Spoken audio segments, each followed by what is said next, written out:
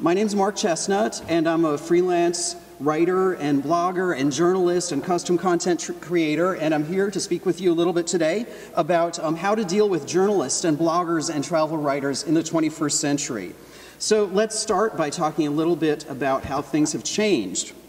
Now, when I started as a travel writer back in 1994, things were pretty simple. The goal for every hotel and every destination, every tour operator, was to get into print as much as possible and in the media outlets with the biggest names and the most recognized names on the newsstand.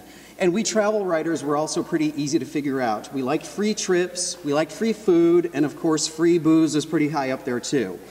But times have changed, and the way we've done business, we've all done business, has changed quite a bit in the past few years. Of course, we travel writers still like free stuff, especially free booze. But media and strategies have changed quite a bit. Your travel business or destination today may get a bigger bump from a blog you've never even heard of than from an appearance in one of the largest major media outlets out there on the newsstand.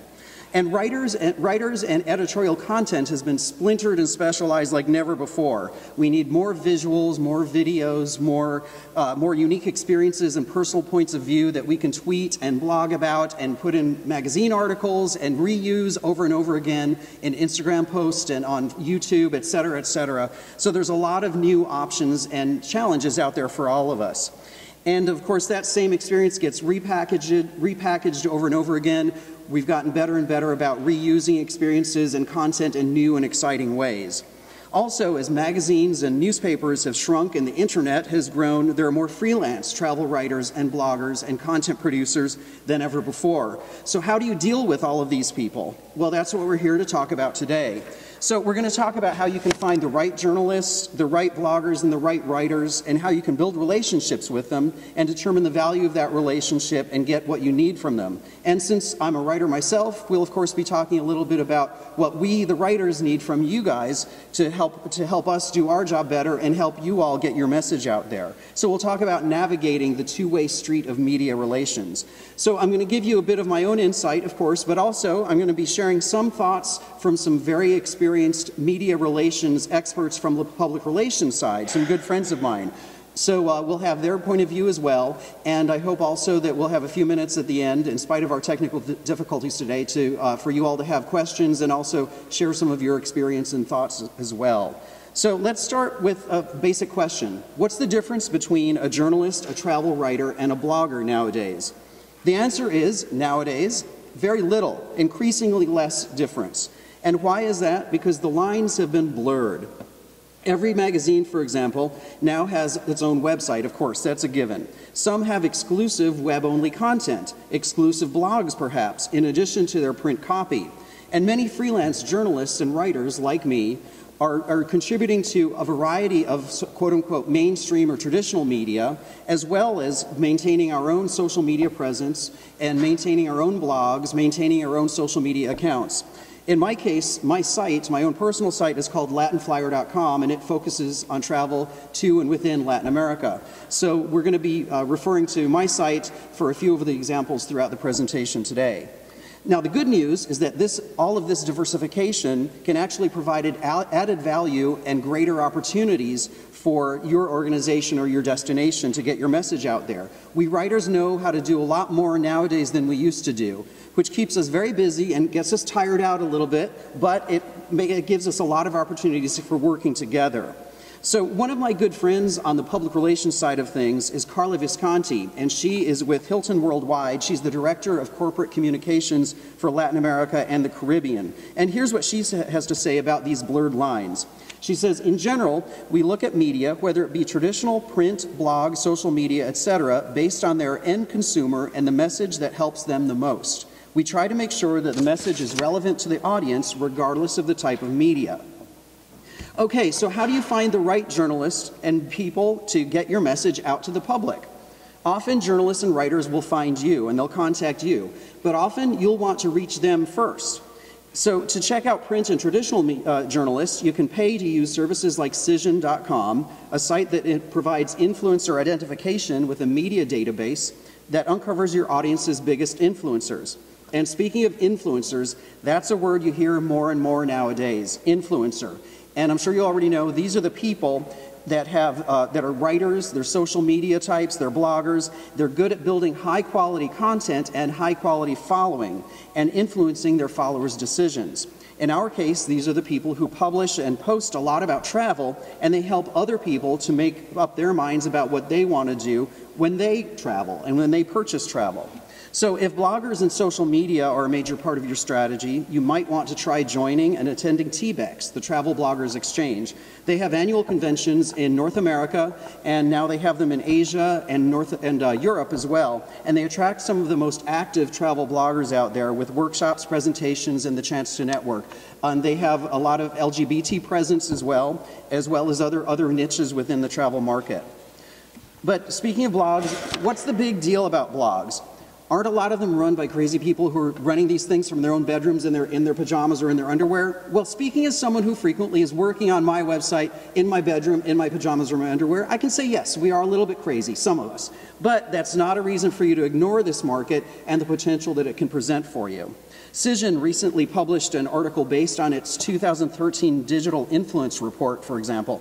They say that blogs rank high with consumers for trust, popularity, and influence, and they account for a significant and growing chunk of annual marketing spends for businesses. The downside, according to the Cision article, is that the rapid growth of the blogosphere has made it more difficult for people to measure the value of blog posts. So that's something we'll be talking about a little bit here today. In the article, Christopher Penn of a company called Shift Communications shared some guidelines to help determine the value of each blog.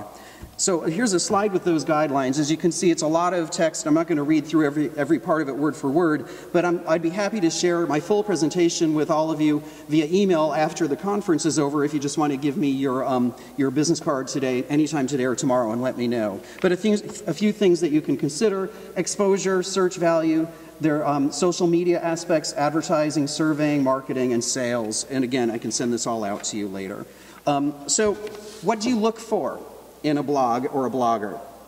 We know that there are a lot of blogs out there. There are a lot of bloggers out there.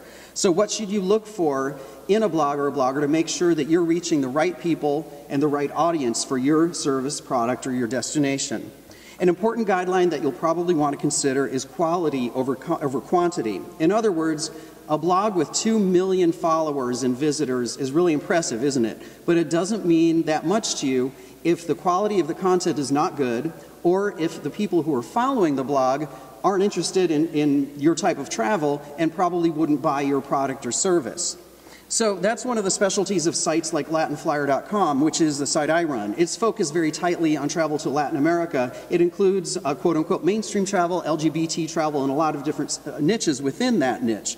But it's just one example of how blogs and websites have become ever more specialized to help you reach very, very targeted audiences. So let's take a hypothetical situation. Let's say you get contacted by a blogger who you've never heard about from a blog that you've never heard of, and they want to give you some coverage. How do you decide if it's worth it? I again turn to one of my expert friends from public relations to see what they do. Carla Visconti at Hilton says, the first thing I do is visit the site, look at the content, read some of the posts, and get a feel for the blog and audience. Then I look at any social media channels they may have to get an idea of the following and engagement levels. While I understand that the style and needs of a blogger may be different than that of traditional media, and the needs of a blog, what I look for is similar: a vehicle that can reach my target audience with relevant and professional content. Also, we know blogs with images tend to attract more visitors, so we look for bloggers who are visually representing their work through photos to tell a story. And another good friend of mine is named Veronica Villegas. She's the Senior Account Executive and International Director at Cheryl Andrews Marketing Communications in Coral Gables, Florida. She works with the Costa Rica Tourism Board currently, and in the past she's handled media relations for Intercontinental Hotels Group, so she's worked with some big names. And she shared this handy checklist that she goes through when determining the value of a blog for her clients. First, she says, I go to their blog and scope it out, that obviously makes sense, and see if it's a good fit for the client. I also look them up on Facebook, Compete.com, LinkedIn, Vocus, and finally, I Google to see recent works. Among the factors that she considers are the following: who is the journalist or blogger's audience? Does the journalist or blogger have good content and images? When was the last day of activity? And also, she points out that no one wants to be listed or written about on a site that looks dated. So is there an active following? Are there active updates? And is there engagement in the content? I also got some good insight from a friend named Rose Capasso, who's the account manager at Carolyn Izzo Integrated Communications in New York. Her company has major clients, including the Los Cabos Tourism Board and several big-name hotels. So here's what she does when she gets contacted by a blogger she's not familiar with. The first thing I do, she says, is check out their blog and recent posts. I try to understand what their voice or tone is and how they like to cover destinations or hotels, since those are the majority of my clients. One of the things I look for in a blogger personally is someone whose coverage is positive but reliable and truthful. I don't expect someone's review to always be sunshine and rainbows, but I am wary of bloggers who post negative reviews or have a snarky tone. In addition, Rose does the following. Typically, she says, we do some research to find out how many monthly visitors a blog tends to get, using analytical tools available via the web. But we also do our research to find out what are the top blogs in each vertical market. And this is a good point as well. For example, it could be golf or weddings, luxury travel, LGBT seniors. There's a lot of combinations of niches that you can find. So we have a good idea of what blogs and bloggers are most relevant and credible.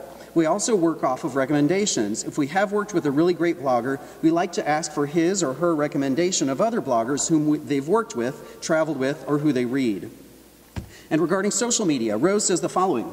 In terms of social media, am I up to date here? Yes. In terms of social media, the numbers game is always valuable. Number of followers, clout score, etc. But we also look at the content and the amount of times someone shares or retweets. The quality of their followers is also important. Quality over quantity is an important rule that clients don't always understand, but has proven time and time again to be the right choice in terms of coverage.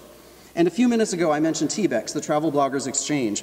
Here's what William Baker of Think Social Media said in a recent TBEX post about how destination management organizations measure the value of working with a blogger.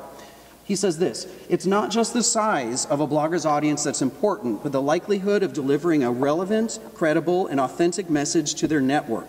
Passion speaks volumes. We need to believe that their message will influence a reader's travel decisions. And that's a good thing to keep in mind.